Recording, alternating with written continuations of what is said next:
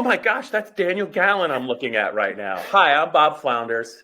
We're going to do a little blue-white breakdown podcast for you.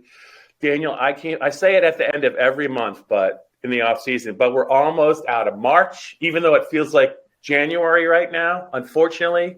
But that means April is up next, and that means the blue and white game is, it's getting close. Less than a month away, April 23rd, also my birthday, 2 o'clock, Beaver Stadium. Get to see some young players play in that game, but we're getting ahead of ourselves. A couple different things I want to get to with you on this podcast, but how are you doing? I know you got a little car repair you're dealing with. It's cold in Harrisburg, so it must be freezing in State College at 11:30 on Wednesday morning, but how goes it? It's going good. Just had a nice weekend traveling around to Philadelphia, down to Baltimore to see some recruits at an Under Armour camp, got a haircut, getting the car repaired. It's business as usual. We're chugging along right now. You just led me right into it. You had a long day in Baltimore on a Sunday, off-season Sundays that are long days. They're never fun because that's usually we get a lot of weekends off to kind of frolic before the fall starts. But I know you had a camp to get to. I know you had to get looks at some potential Penn State future Penn Staters. But I guess we can't bury the lead. It's been a couple days that Penn State did get a decommitment, I think, on that Sunday from a player that is in the Maryland, D.C. area, Neeo Avery. And I know that you've written about it, but what else can you share with the Penn State football fans about Avery, his decision, how you think it came about, and what does it mean for Penn State moving forward? Yeah, I think it's just one of those things that it just sort of happens in the recruiting process. The way that Penn State does things is that once you commit, they don't want you taking visits. They don't really want you looking around. And so I think by reopening his recruitment, Neeo Avery gets the chance to kind of, look at the landscape. I know that he announced some other scholarship offers that he'd gotten right after the decommitment. But yeah, I mean, Penn State still has one of the better classes in the class of 2023 with 7 guys. Avery was a really interesting prospect. I think at the time of his commitment on New Year's Eve, while we were all down in Tampa, he was listed at maybe 3 different positions across the 4 different recruiting websites. 6'5", big body. It seems like he's kind of settled into being a future edge rusher, maybe some sort of linebacker, defensive end at the next level. And obviously that's the position where you can't have too many of those guys. So Penn State already has 1 player in the class of 2023 who decommitted and then recommitted in Mega Barnwell. He's now listed as an athlete by 24/7 Sports from Northern Virginia. So it'll be interesting to see kind of what happens with Avery over the next few weeks, next few months.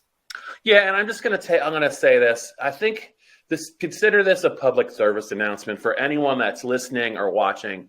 It's never a great idea to make a critical decision on New Year's Eve. And I'm not talking about football.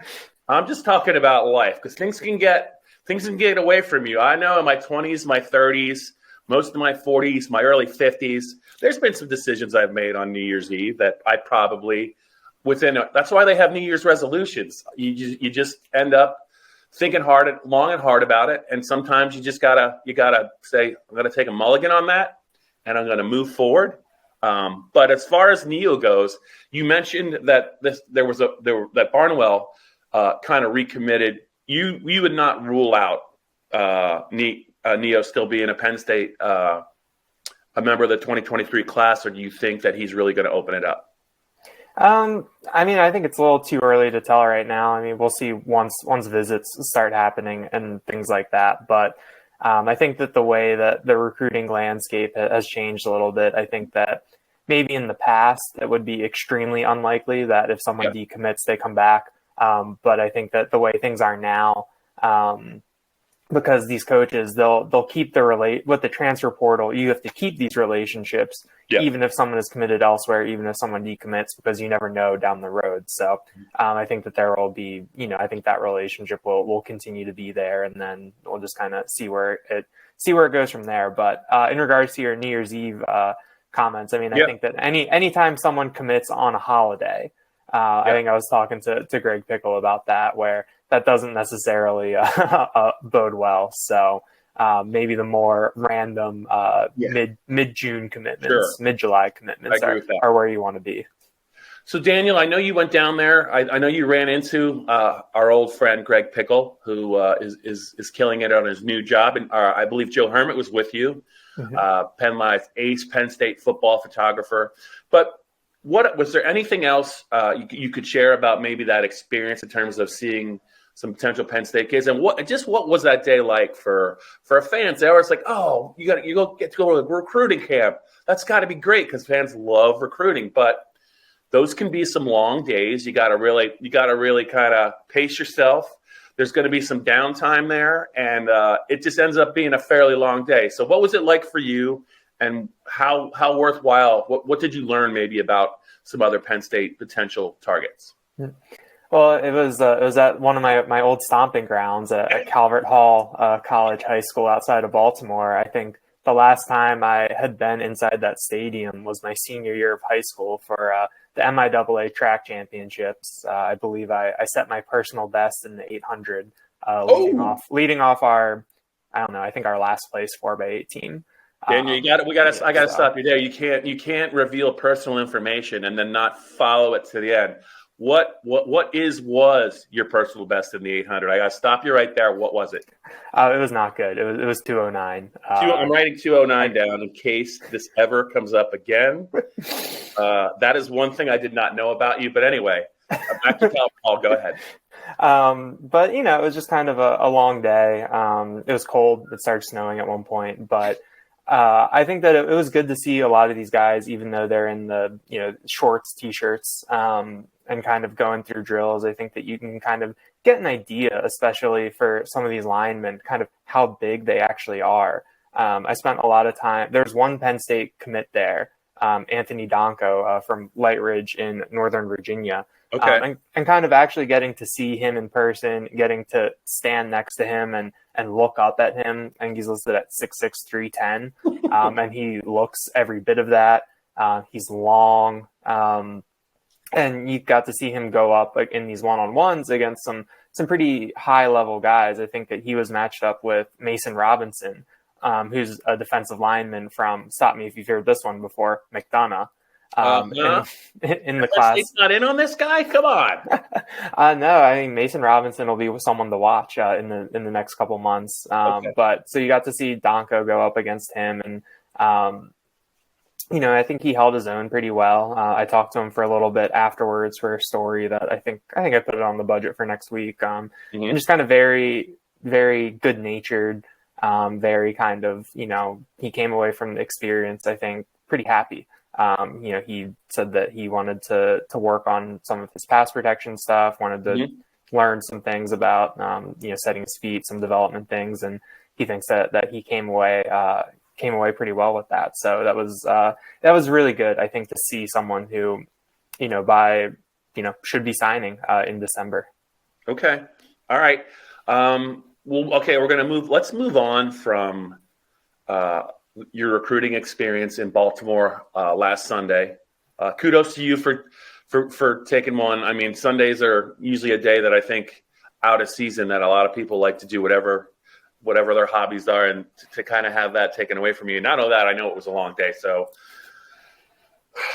I'm glad it was you and not me. But so Daniel, before we get to some more Penn State football news, I was really intrigued. We just had a little bit of an announcement on social media right before we started recording this.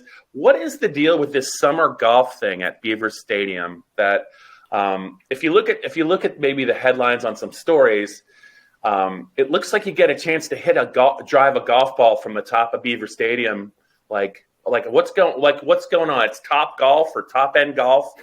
And there are a lot of Penn State football fans that like the golf, so just a little bit about what's going on with that.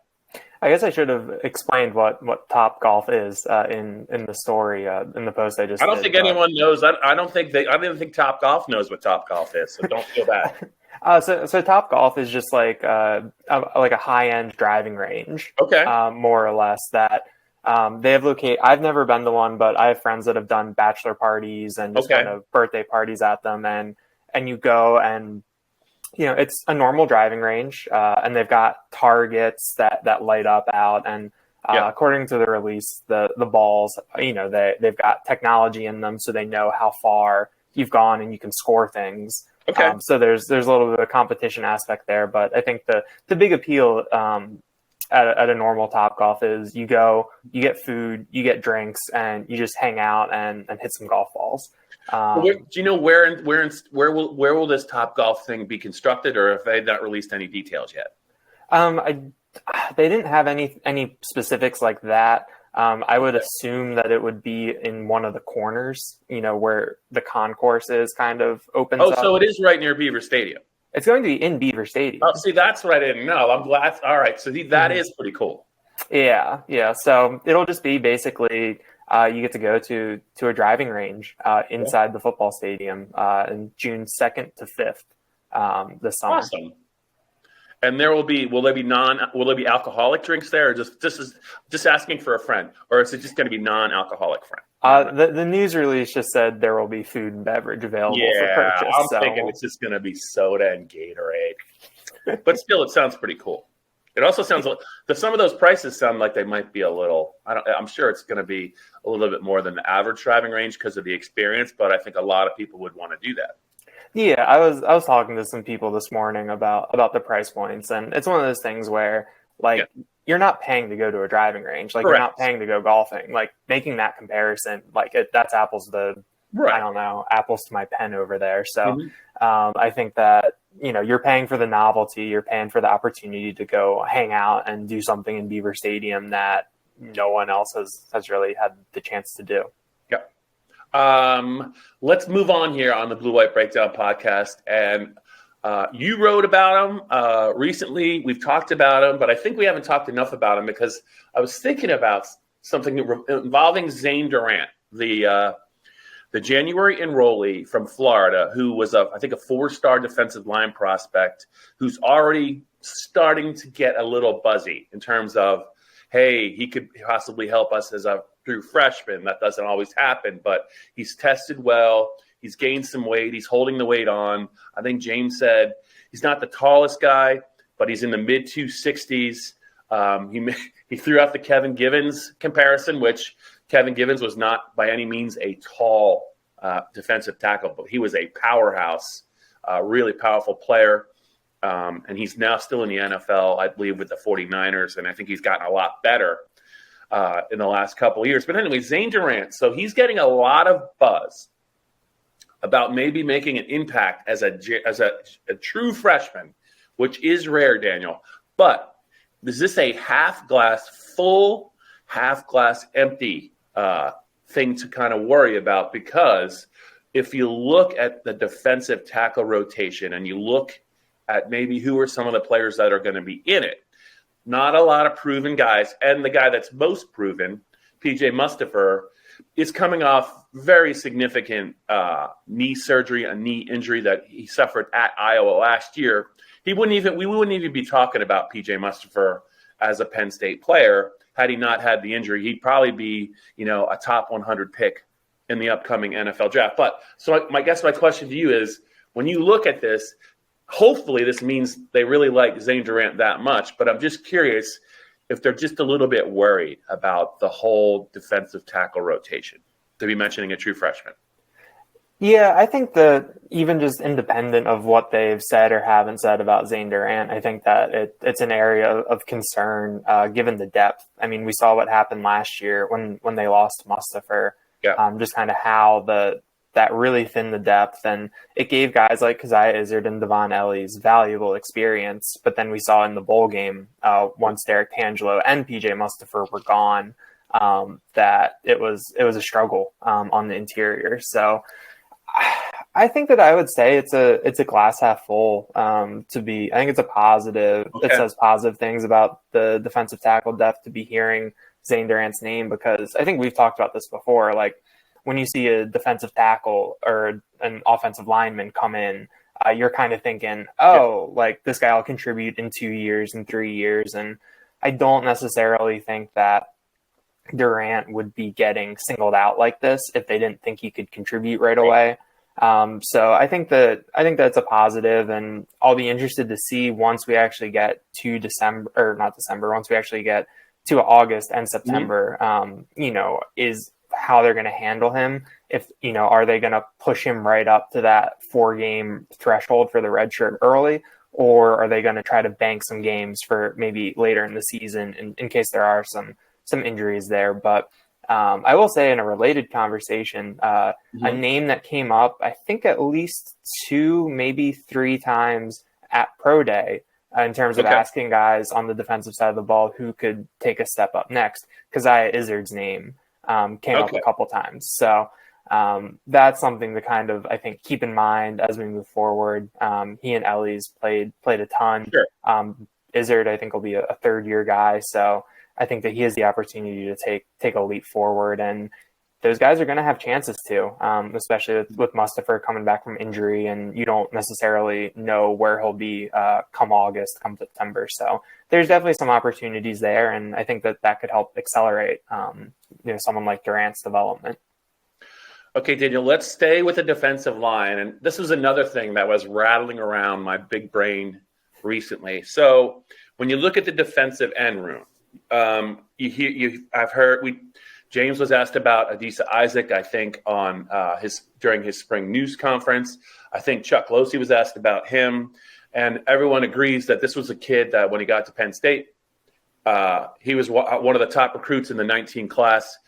Couldn't play last year due to an unspecified injury, but very promising signs for him being a key contributor this year. I think we've heard some praise for Nick Tarburton for the way he finished 2021. I think if you look at his last 2 or 3 games, I think they were probably the best he's played at Penn State, and he played a lot of snaps. So that's good news. We've also heard from Chuck Losey and James Franklin about Zariah Fisher, the former linebacker from Western PA, I think Aliquippa, who is now up to 260, and every indication is he really has a shot to be part of the defensive end rotation. He looks like a different player, but this is where I'm going to try and switch it up a little bit. So is it just me? Have you heard one word at all about Smith Vilbert since that 3-sack game in one half of the Outback Bowl? It's almost like, I was kind of hoping maybe Chuck would say something about him.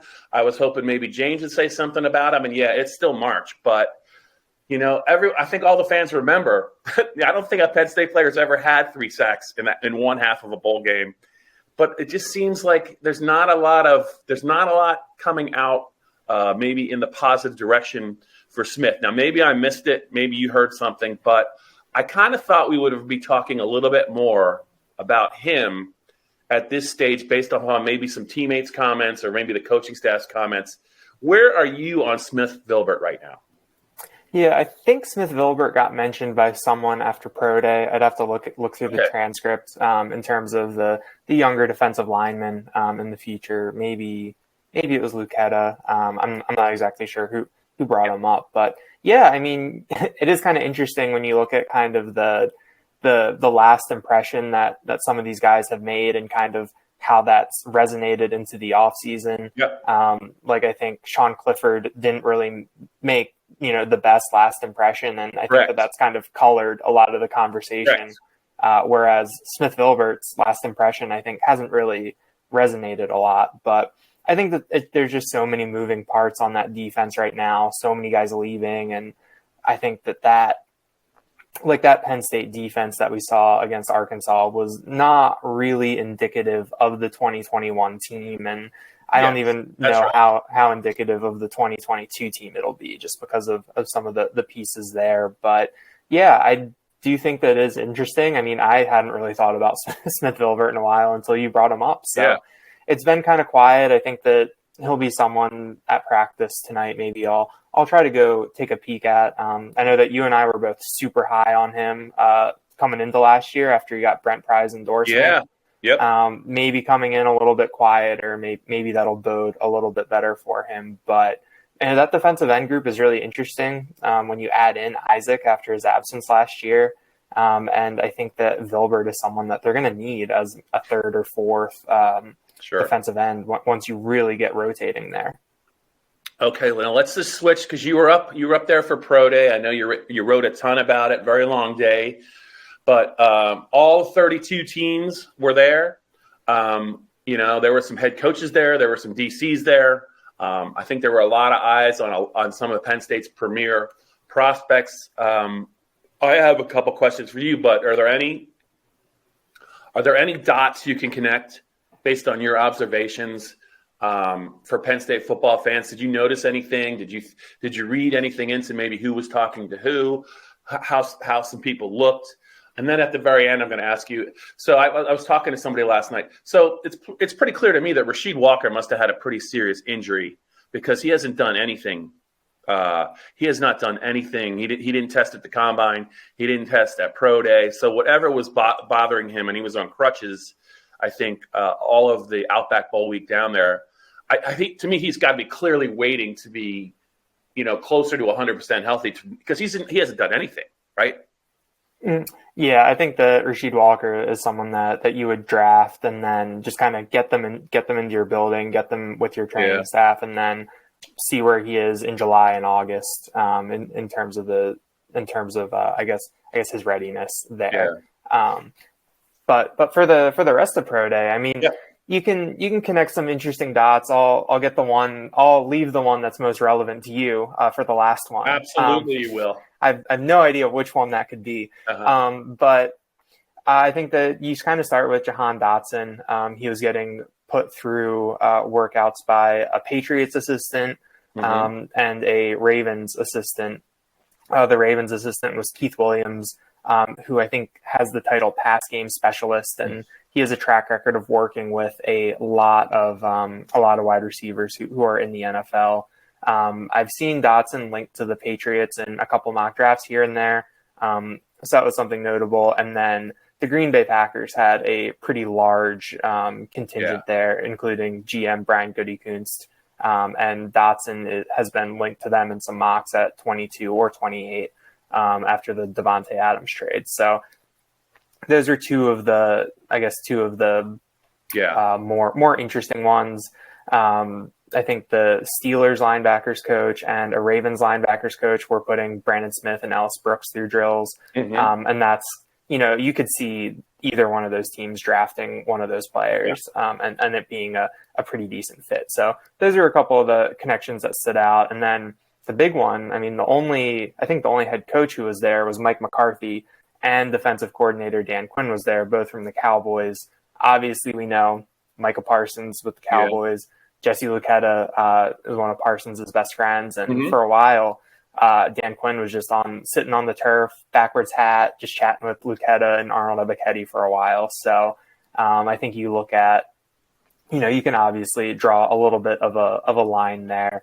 And also, I mean, I think early on, Jaquan Brisker was a pretty trendy Cowboys mock draft pick in either the first or the second round for a while there. So wouldn't be surprised if the Cowboys dip back into the Penn State pool.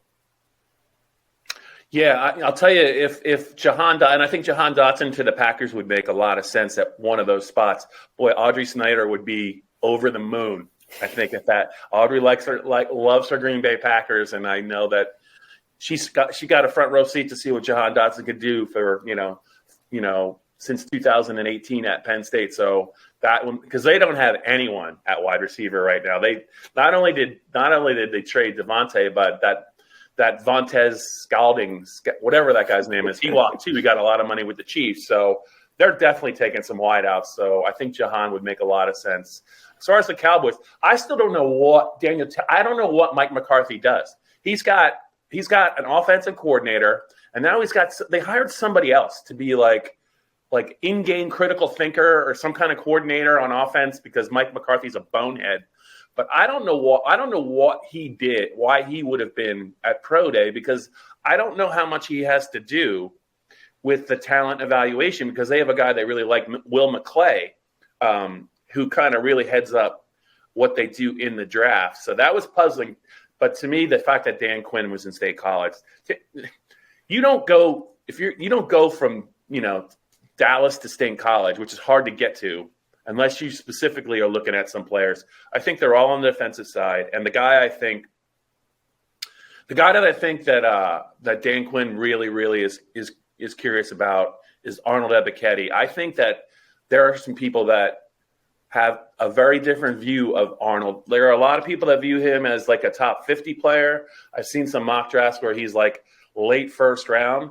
But I could see some people looking at him as maybe one of the top 3 or 4 edge guys in the draft, just because of some of the things he can do. The Cowboys, I think, pick 24, and then they don't pick again until like the 50s.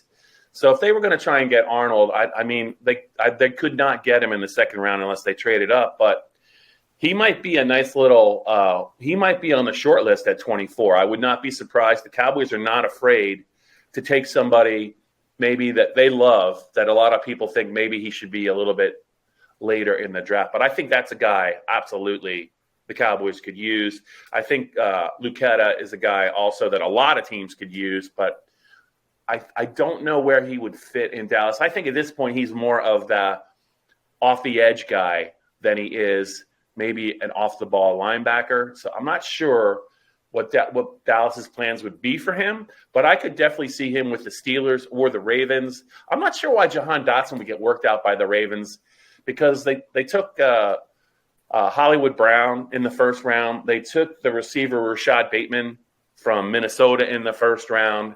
And I just think they got more pressing needs, but who knows? They might just be, if he's the best player left on our board, we're going to take him. But they were kind of crappy, I think, this past year. So I think they picked pretty high. Yeah, I think maybe Dotson with the Ravens would be, if he's still there in the second round. And I think kind of the name of the game for the Ravens is just to put as many interesting athletes around Lamar Jackson as possible. I think that, I think with Penn State, Jahan Dotson, they put the ball in his hands as a runner a couple times here and there. I mean, there's the play against Ohio State where he scored the touchdown. Yeah. But I think that if he were to land with a team like the Ravens, they could be a little bit more creative in how they use him. And that would be a place where he could go in and, like if Jahan Dotson goes to Green Bay, he has to step in and pretty much be the guy right away, just because it's not going to be Allen Lazard. So I think that somewhere like Baltimore, he can come in, you can move him around the formation, get him into space with the way that offense runs. So I can kind of see that. With Lucetta, I could see him being one of those kind of 5th or 6th round picks that a team sort of takes a flyer on, where, all right, this guy can do a couple different things pretty well. Let's just bring him in. It's not a big investment. Let's bring him in and see where we can use him and what kind of things he can do for us. And then Ebiketie, I think, is just a really interesting prospect physically. There's so many tools, and I think I've said this before, where I have his chart up right now, and his height is only in the 16th percentile for defensive ends, but his arm length is in the 72nd with, a really great vertical, a really great broad. He ran the 40 well. It's just a very, very interesting kind of physical profile. And I talked to someone who was at the Senior Bowl. I think last week I was texting with him, and he said that he really likes Ebiketie and that he was really impressive down there. So I think Ebiketie is one of the more interesting ranges. In the initial Mel Kiper mock, he had him going 16 to the Eagles. But then last week, Kiper said that he sees Ebiketie firmly in the second round. And a lot of the mocks, I think, reflect that in terms of, maybe his ceiling being 30th to the Chiefs. And then, going down from there in the second round. So he'll be really interesting to watch. But I think that part of it is that the way the edge rusher class is this year, I think that he's kind of getting pushed down a little bit because there's so many elite guys, but I think he'll be a great value pick. I'm with you. The more I think, and I didn't want to dismiss Jaquan Brisker at all. I think he is absolutely a guy that could go late in the first round. like you can't possibly have a safety much more athletic than Jaquan in terms of what he can do in terms of testing numbers. And when you combine that with the fact that he is a force against the run, and you saw in the Wisconsin game, he can make some plays. He can diagnose some plays as in pass coverage. So, I know everyone likes that Notre Dame safety, and certainly he had a great year. But I think Jaquan Brisker is really going to help somebody. My only question is, I just hope he's whatever that upper body shoulder thing was. I hope it's just not something that's going to bother him for several years. Hopefully, it won't keep popping out on him. But boy, what a player! I think Ebiketti's going in round 1. I really do. I just think that there's 32 teams. It only takes 2 to say, man, we're not going to we got a need, and he's a talented player, and he's 25 on our board. We're going to take him. So I just think this is going to be a really, really interesting draft, Daniel, for Penn State. Before we close up, though, two testing timing questions for you. I was rooting for Ellis Brooks at Pro Day, but I saw that 4.77 in the 40-yard dash. How much do you think that hurt him? I mean, I guess that it didn't help, right. But I don't necessarily know how much it hurt, because he was already in that day 3 to undrafted free agency range. And I think that he's someone where you'll look at the physical testing, and I think he's someone that you would draft more based off the tape than physical testing. Yeah, and he was, I think they said, was it the East-West Shrine game he was at? Or he wasn't at the Senior Bowl. It was the East-West Shrine game. Yeah. They said he was a standout, like all week in practice, a leader. And that kind of was reflective of what he did at Penn State, especially his last year there when he had 100 tackles. He played with a cast on his arm. A very, very tough player against the run. So I just wasn't sure what you thought about that time. He could have just gotten even like into the high 4.6s somehow.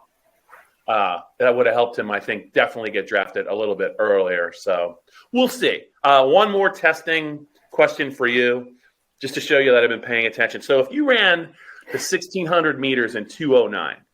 800. The 800 meters. Yeah, because if you did it in 2:09. Ooh. So what is the fastest you've ever run a mile in?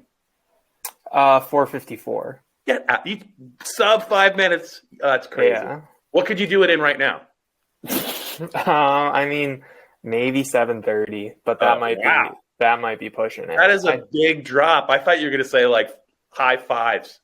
It's been almost 12 years since that's 4:54. That's a long time. 5 minutes for. Did you ever run any marathons? Oh, no. Okay.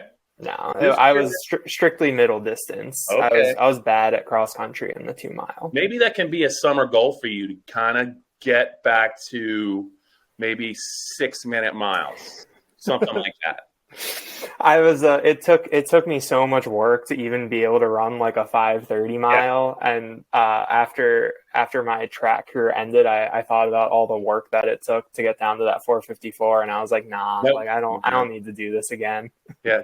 Like a boxer who was, a top 10 contender in the world for 5 or 6 years, but he was always making weight, or a wrestler. And now they want no part of that discipline anymore as they get older. Also, the growlers are not helping you, Daniel. They're not helping you. But I am no one to judge. I was just curious. I'm like, wait a minute. 800, 209, 1,600 meters. That's kind of in like somewhere. Isn't that somewhere near a mile? I'm like, what is his best mile time? So now I know. Sub 5-minute mile. All right. Kudos, my friend. Kudos. All right. We have a Penn State practice to get to later today, and you have a Penn State Blue White Breakdown podcast to get to later this week with, I believe, Dustin Hawkinsmith. So I think we covered a lot of ground. We've talked about golf, track. We've talked about Zane Durant. We've talked about the pro day. A little bit. We've been all over the map, but that's what happens when we get to late March, I think, when it comes to the podcast. So, Daniel, hang in there. Good luck with your car repair. And Daniel and I will talk to you guys next week.